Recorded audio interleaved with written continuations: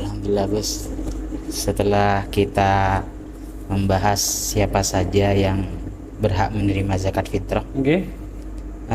perlu juga kami ingin bertanya tentang siapa saja yang wajib dizakati fitrah seperti itu. Kan seperti contoh, semisal kepala keluarga, kan di dalam kitab-kitab fikih ada keterangan orang wajib membayar zakat fitrah, sekaligus orang yang wajib dia nafkahi juga dibayarkan fitrahnya seperti itu. Ya itu sudah. Salah satunya kayak orang tua, istri. Ini sebenarnya masih banyak kemuskilan bagi kami, Gus. Nah, semisal orang tua wajib dizakati fitrah. Ini orang tua yang bagaimana? Apakah umum semua orang tua kita dizakati fitrah, atau orang tua tertentu saja yang misalnya punya keterbatasan apa? Mungkin dijelaskan. Oke. Secara garis besar, semua orang yang wajib kita nafkahi itu wajib kita beri zakat fitrah. Secara garis besarnya seperti itu. Kemudian orang tua itu apakah wajib dinafkahi atau tidak? Pertanyaannya kan seperti itu. Maka yang wajib dinafkahi, maka orang tua yang wajib dibayar zakat fitrah adalah orang-orang tua yang wajib untuk dinafkahi. Siapakah mereka? Adalah orang tua yang lemah, yang tidak mandiri dalam finansial, contoh, atau orang tua yang sudah ajus, yang sudah kelewat umur, di mana mereka tidak bisa bekerja. Itu nafkah, tanggungan nafkahnya itu wajibnya ke kita kan. Maka dari situ yang wajib dinafkahi adalah orang tua yang memang sudah tidak mampu untuk bayar nafkah. Tentu kalian nanti akan bertanya lagi, kan nanti masuk ke orang-orang yang fakir gitu kan, ya kan? Sama saja, itu bertumpu nantinya, itu bertumpu. Jadi ada yang orang itu sebenarnya dari sisi dia fakir dan yatama, kan seperti itu kan? Ada anak yatim fakir, itu juga dapat nanti dari dua sisi. Seperti itu. Gimana? Kalau semisal istri kan tentunya wajib dinafkahi suami, juga wajib dizakati fitrah. Bagaimana kalau istrinya itu kaya, mampu misalnya untuk menafkahi diri sendiri, sehingga dia juga mampu punya uang banyak ataupun secara finansial mampu untuk bayar zakat fitrah sendiri. Apakah juga wajib bagi suami apakah juga wajib bagi suami menzakati fitrah? Wajib. Kenapa? Karena garis besarnya yang wajib dinafkahi. Sedangkan orang tua itu ada kriteria tertentu untuk mendapatkan nafkah dari anak, mendapatkan hak wajib nafkah dari anak. Sedangkan kalau istri itu tidak ada kriteria, kalau sudah mau jadi istri maka otomatis dia akan mendapatkan nafkah. Mungkin dalilnya ada di sini tapi saya belum ketemu anunya. Seperti itu. Masih ada kejanggalankah? Jadi kalau seperti perempuan yang sudah janda, tidak ada orang yang menafkahinya. Ini nafkah untuk diri sendiri. Nafkahi diri sendiri, maka bayar fitrah sendiri juga berarti. Iya. Kalau dia ternyata orangnya fakir ya berarti dapat nafkah ini. Mungkin kalian mau menafkahinya atau gimana? Kasihan para janda itu. Allahumma shalli ala Muhammad. Kalau anak sampai balik ya. Nah itu untuk kriteria anak itu ada kriteria khusus. Sampai kapan anak itu akan mendapatkan nafkah dari orang tua. Sebenarnya para ulama itu mengatakan sampai balik. Tapi kalau mereka dalam misi mencari ilmu itu juga masih wajib mendapatkan nafkah, karena masuk dari kategori kewajiban orang tua untuk memberikan ilmu. Kalau yang benar sebenarnya kalau sudah balik gak usah dikirim sebenarnya sudah. Tapi ini konteksnya bukan lagi masalah balik dan tidak, tapi konteksnya sudah masuk pada kewajiban yang nomor 2 itu apa? memberi ilmu, masuk dari bulghah. Ya kan, kalau Sayyid Muhammad kan paling menekankan ke bulghah dalam konteks ilmu. Kalau di Ta'lim Mutalim 6, kalau Sayyid Muhammad cuma 5. Syekhun Fattah, Kutubun Sihah, wa Aklun Rajah, terus bulghah 4 Sayyid Muhammad. Yang lain dibuang, tuh zaman dibuang. Seperti dibedah. Sudah. Untuk kan tadi pembahasannya sudah kemana-mana gitu. Okay. Mungkin ada kalau terkait pemahaman dasar terkait zakat ini, bagaimana apa saja rukun-rukunnya gitu, dan syarat-syaratnya melaksanakan zakat fitrah ini. Kalau untuk syaratnya itu kita menangi bahasa Madura, bahasa Indonesianya, mendapati bulan Ramadan dan bulan Idul Fitri. Ya, itu syaratnya. Kemudian Islam sudah itu saja, cuma 2. Kemudian apalagi pertanyaan kedua tadi? Rukun-rukunnya ya. Rukun-rukunnya zakat itu saya lupa rukun-rukunnya. Kayak rukun zakat itu udah ada, cuma itu saja. Harus ada yang bayar, harus ada yang menerima, kan seperti itu. Rukun itu maksudnya. Partnya kalau yang membayar dan menerima kan sudah dijelaskan di awal tadi. Zaki dan mustahik gitu. Iya. Kan sudah dijelaskan dari awal tadi, tapi belum lengkap secara spesifik saya menyebutkannya kan. Nah, kalau di Al-Quran itu ada 8 ya. Dan itu dikerucutkan di Fathul Mu'in paling lengkap sama Tarsihul Mustafidin. Cuma kalau versi saya sendiri dan beberapa ulama mutakhirin sekarang, itu sisa 5 kayaknya dari 8 itu, termasuk budak macam-macam itu ya. Saya tidak sedetail itu, mungkin kalau di-cut dulu saya bisa lihat, bisa nanti gitu.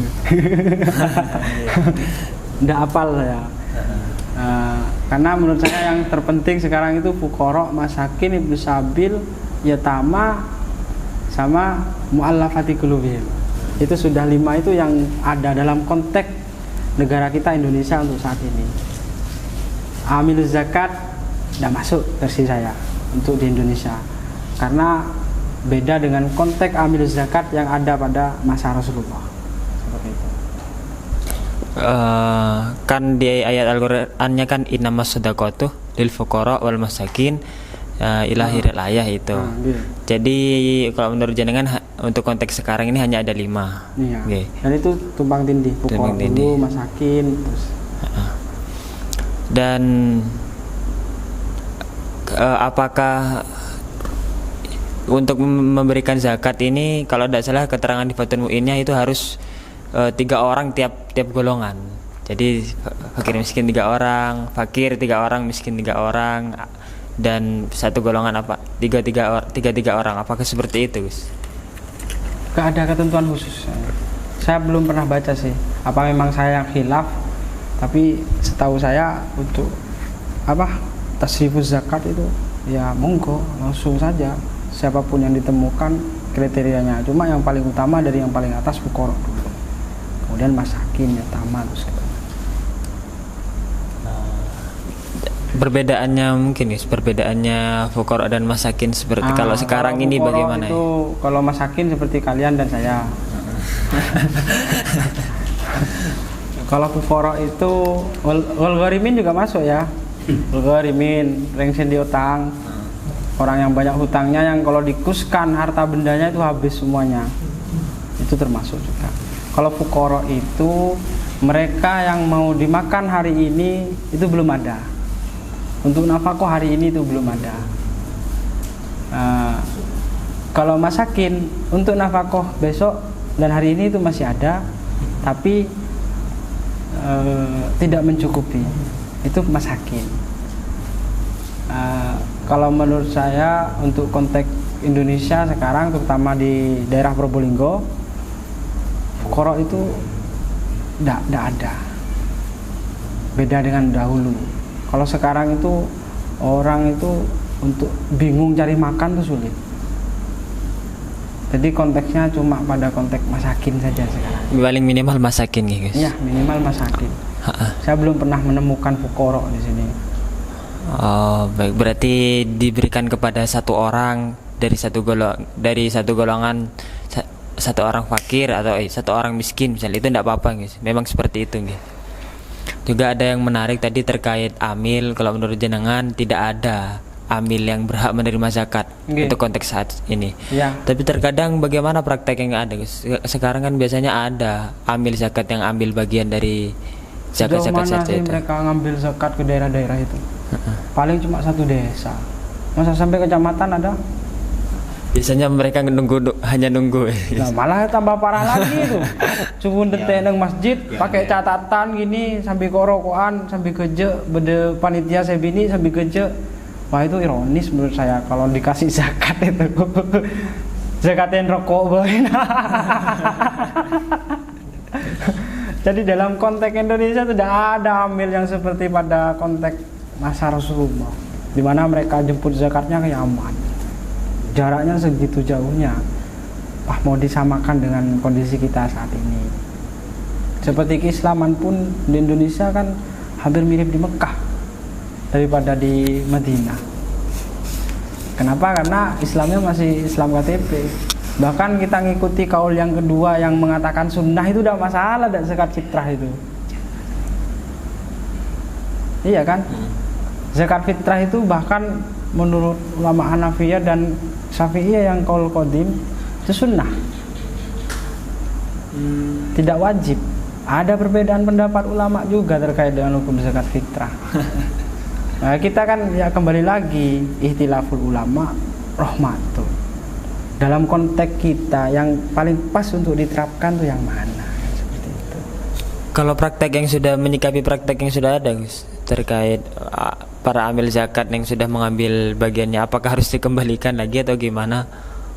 Ya, ini lagi-lagi ini kan namanya pendapat ya. Dan fikih saya bilang tidak hitam dan putih, ada ranah abu-abu. Fatwa itu kan tidak harus diikuti terus. Tapi menurut saya mereka harus tahu diri terkait dengan apa yang mereka lakukan. Mereka itu sangat jauh sekali dari konteks pada masa Rasulullah SAW. Masa tidak malu mereka mau ngambil jatah zakat yang dilakukan cuma kok rokokan, nyatet, ya kalau saya malu itu. Harus tahu diri lah. Ya biar didengar lah oleh para amil zakat itu, biar tidak seenaknya ngambil jatah itu. Di sini pentingnya ilmu. Iya, karena fakta sejarahnya seperti itu. Kita juga bicara konteks makronya kan dan konteks mikro. Dalam konteks makro dan mikro jelas amil zakat yang ada di Indonesia itu tidak sesuai dengan konteks yang ada pada masa Rasulullah. Harusnya malu mereka. Harusnya malu. Sudah kain rokok beda. Ini Pak. Oh, pan nyatet. Seperti itu. Kalau kita berbicara kaul ulama di sini sangat banyak sekali dan ngeri sekali kalau di kitab ini, di Bidayatul Mujtahid. Di sini banyak yang memperkuat zakat itu sunnah dengan kontekstualisnya mereka. Makanya inilah fikih. Bahkan Rasulullah SAW, Sayyidina Umar tidak pernah menerapkan fikih secara kafah. Beliau sering mentolerir hukum fikih yang seharusnya dirojam tidak dirojam, yang seharusnya dipotong tangan tidak dipotong tangan oleh Sayyidina Umar. Nah, untuk konteks Indonesia saat ini, terutama dalam konteks zakat fitrah, itu sama seperti di Mekah. Zakat fitrah itu di abad kedua ya, di tahun kedua seingat saya. Itu kan setelah tahun kedua kan, setelah Islam mulai kuat. Nah, di Indonesia sekarang ini banyak yang Islam KTP dan belum merata. Setuju gak? Ya. Kalau misalnya pemberian kepada amil zakat itu kita jadikan thariqul khalasnya, misalnya dijadikan sebagai ujroh itu, harta zakat yang sudah dikumpulkan yang diberikan kepada amil zakat yang sekarang katanya tidak bisa dianggap amil zakat. kita statuskan sebagai ujro itu, apa bisa seperti itu? Diambilkan dari zakat? Iya. Tidak bisa. Tidak bisa. Zakat tetap harta zakat, tidak bisa dijadikan yang lain. Sebenarnya itu kan konteksnya ujro, tapi tetap bahasa di hadisnya itu amil zakat itu dapat bagian gitu loh. Ketika konteksnya dapat bagian ya berarti harus atas nama zakat fitrah. Maka ya harusnya ya kembali ke personal sekarang itu terkait itu. Walaupun mereka secara tertulis mereka itu sudah menjadi amil zakat, tapi hakikatnya mereka itu bukan amil zakat yang ada pada masa Rasulullah seperti masa. Jadi seharusnya mereka malu ngambil bagian dari hal itu karena ini konteksnya perjuangan. Gitu. Terkait dengan pengumpulan zakat kepada satu tempat sudah saya sampaikan di awal tadi kan. Justru lebih efisien itu dengan door to door untuk konteks zakat fitrah. Kalau nanti Indonesia buat badan zakat fitrah, nanti semua zakat fitrah dikumpulkan sampai jumlahnya berapa M ketika dalam bentuk uang itu ya, apakah bisa mereka meratakan MM-an itu ke seluruh Indonesia? Saya yakin tidak bisa. Nanti dengan konteks ini lebih maslahah bisa dibuat bisnis ini gini sebagainya. Zakat fitrah itu bukan untuk bisnis. Esensi hikmah dari zakat fitrah itu adalah untuk berbagi kebahagiaan agar si miskin dan orang-orang yang susah yang tidak mampu beli beras dan sebagainya itu dapat merasakan kebahagiaan Idul Fitri. Kalau konteksnya seperti itu menurut saya lebih baik uang. Karena kadang mereka punya beras. Untuk konteks Indonesia kita tidak berbicara negara lain ya. Kita berbicara negara Indonesia. Secara esensi hikmah dari Idul Fitri, dari zakat fitrah adalah berbagi kebahagiaan agar tetangga-tetangga kita yang miskin itu merasakan kebahagiaan karena bisa beli ikan dan lain sebagainya. Karena hari raya itu. Karena hari raya agar mereka tidak cemberut karena tidak makan di hari raya itu. Kalau sekarang kan sulit kita bayangkan di Indonesia ini orang-orang yang tidak mampu beli beras. Tapi coba kita main-main ke Papua, kita main-main ke Nias di sana, di mana mereka satu beras itu mereka harus nukar dengan berbagai macam. Kemarin saya lihat video di Papua, mereka hanya ingin dapat satu Indomie, satu bungkus Indomie. Mereka itu harus ngangkut sayur satu kresek segini, ditukar sama satu Indomie. Di mana itu guys? Di Papua. Oh, di Papua. Di Papua. Bayangkan kalau kita nanti sedekah fitrahnya bentuknya uang, mereka bisa beli Indomie. Betapa bahagianya di hari raya mereka bisa memakan makanan yang mereka suka. Maka konteks zakat fitrah untuk Indonesia saat ini, karena kebanyakan orang sudah punya beras, saya yakin itu ya lebih baik uang.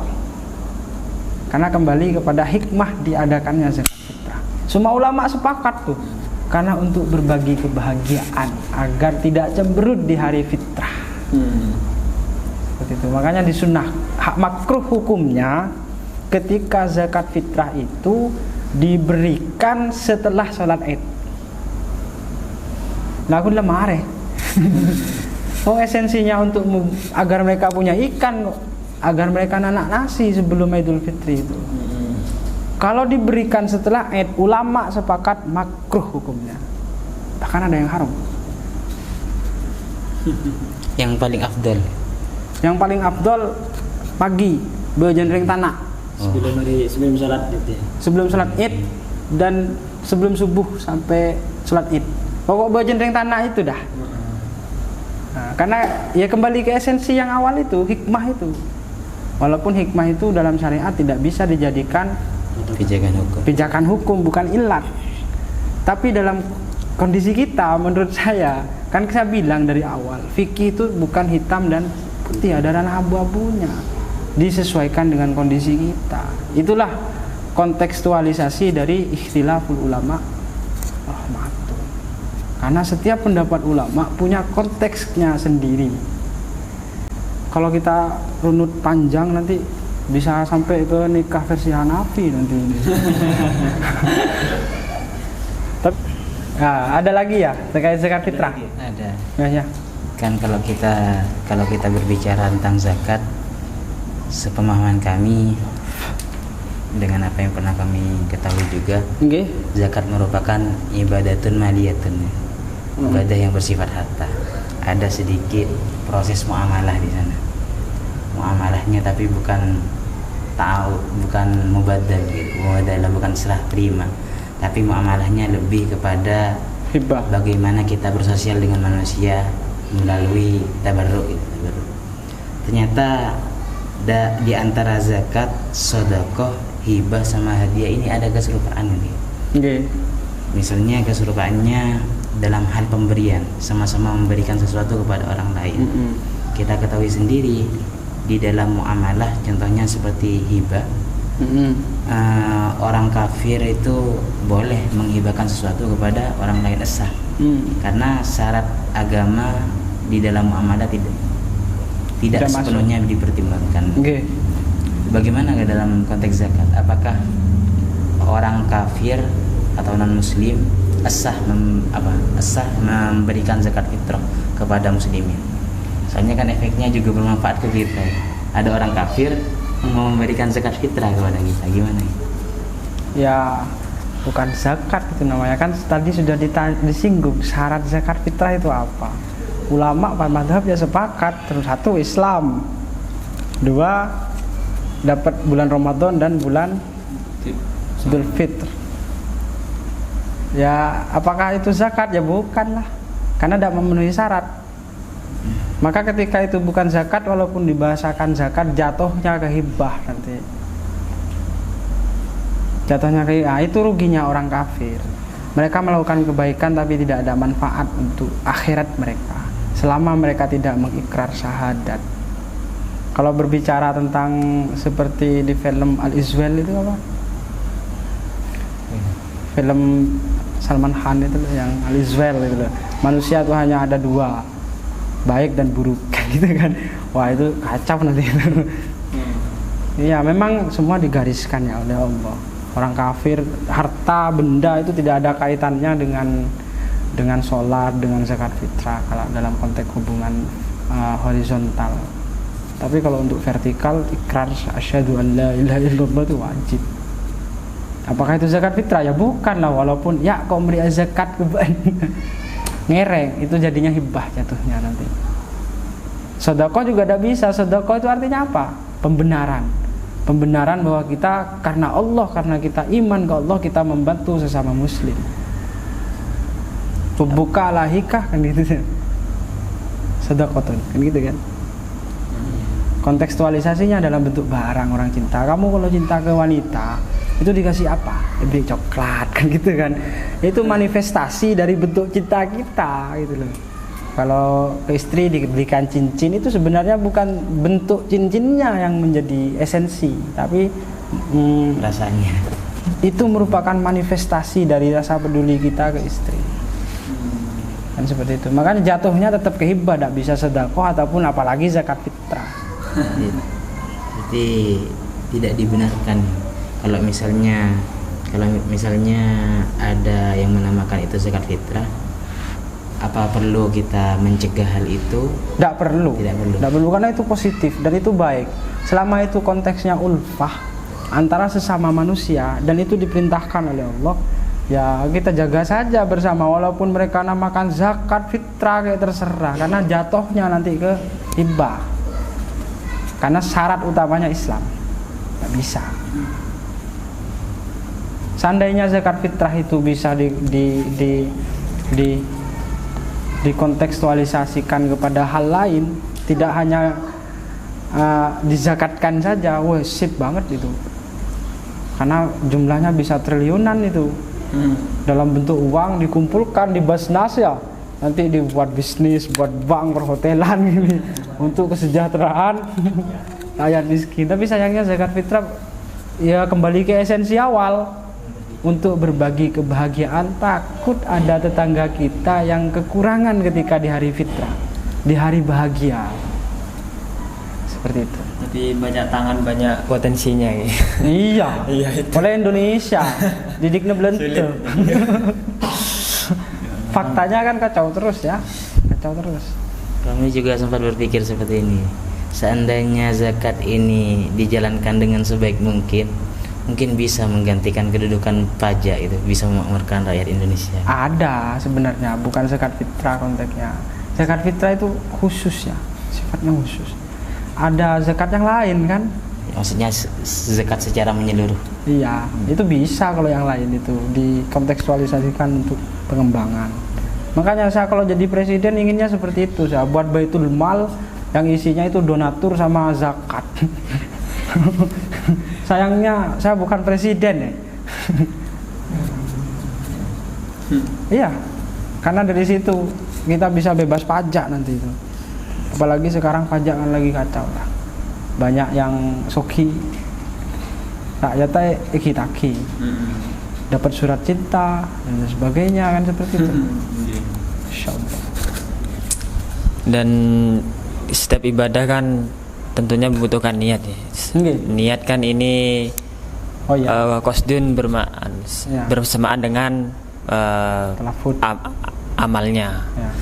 Sedangkan kalau kita bayangkan kan melaksanakan zakat ketika setelah subuh sebelum menjelang salat Idul Fitri itu sangat sulit sekali. Makanya di fikih katanya ada takjilul fitri itu. Ya, itu mungkin gimana ya Gus, penjelasan terkait menyegerakan pembayaran zakat fitrah?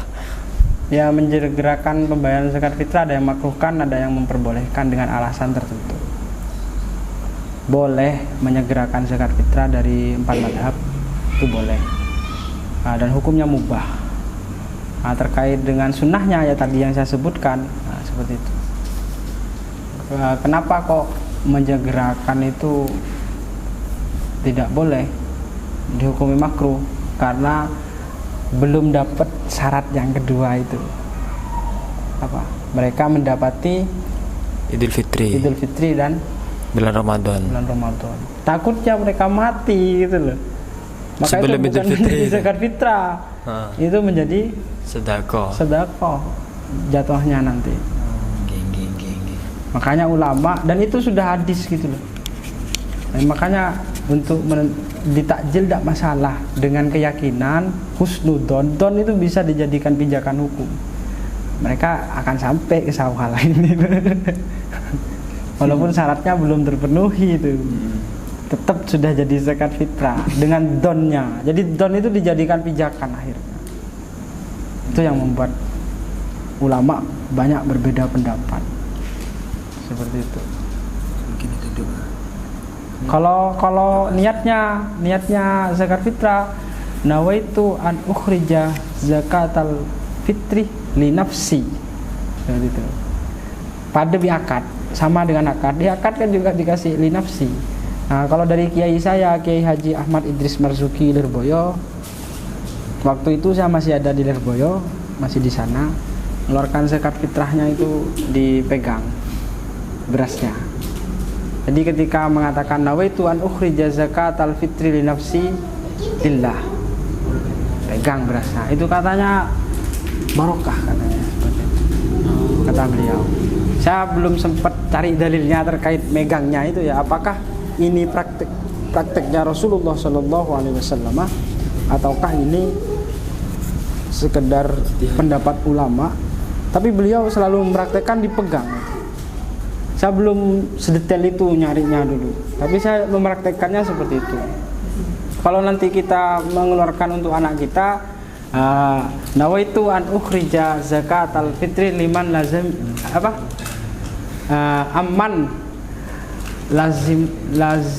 amman yalzimuni nafaqatuhu. Asmannya pas, namanya pas. Nawaitu an ukhrija zakatal fitri amman, pakai ainnya itu yang penting. Amman yalzimuni nafaqatuhu ismuhu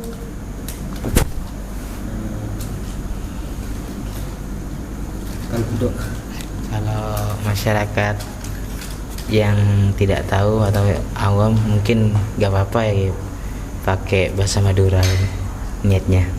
Tidak apa-apa. Gula niat mengeluarkan zakat fitrah cukup. Kalau doanya Rabbana taqabbal minna innaka antas samiul alim. Rabbana taqabbal minna innaka antas samiul alim. Penerima atau Yang memberikan zakat. Untuk yang memberi. Yang memberi. Untuk yang beri. Kalau yang penerima, ajarakallah fima atoita wa ja'alahu laka tahura wa barik laka fima abqaita. Ini kok rumit kayaknya doanya. Saya tidak pernah praktekin itu udah. Karena belum pernah nerima zakat ya saya. Walaupun sebenarnya juga termasuk orang yang berhak dapat zakat.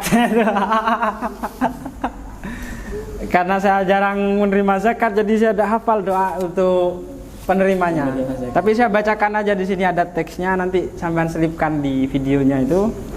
Ajarakallahu fima ataita wa ja'alahu laka tahura wa baraka laka fima abqait. Kalau saya lebih mantep pakai bahasa Indonesia dan pakai hati. Ya Allah, nih kasih zakatkan gula, muka-muka udah ditebus nagula selama kekorang nagula dalam ngejalanin pasar. Seperti itu. Kalau saya seperti itu biasanya. Soalnya lebih mantep gitu ke hati. Kayak ulama Nabi Khidir, kata kiai saya, kalau ngasih amalan tuh sesuai amalannya, sesuai bahasanya. Kalau orang Jawa dikasih amalan Jawa, kalau orang Madura dikasih amalan Madura. Itu dauhnya Kiai Haji Ahmad Idris Marzuki. Konteksnya kenapa? Karena nanti lebih mantep, lebih masuk di hati. Orang ibadah tuh kan cari enak. Nah ini ibadah. Tapi beda kalau nanti yang sifatnya sudah paten ta'abudi dari Rasulullah pengajarannya. Kayak sholat apa? Sholat fardu, Fatihahnya mau kita ganti bahasa Indonesia kayak petinju yang ngaku nabi itu. Segala puji bagi Allah yang menguasai seluruh alam. Itu tidak benar, karena itu sudah langsung pengajaran dari Rasulullah SAW. Beda dengan ini ya. Rasulullah hanya prakteknya memberikan zakat saja dengan doa-doanya beliau, dan itu tidak harus, karena kalau yang sholat itu kan langsung dari malaikat Jibril pengajarannya. Gitu.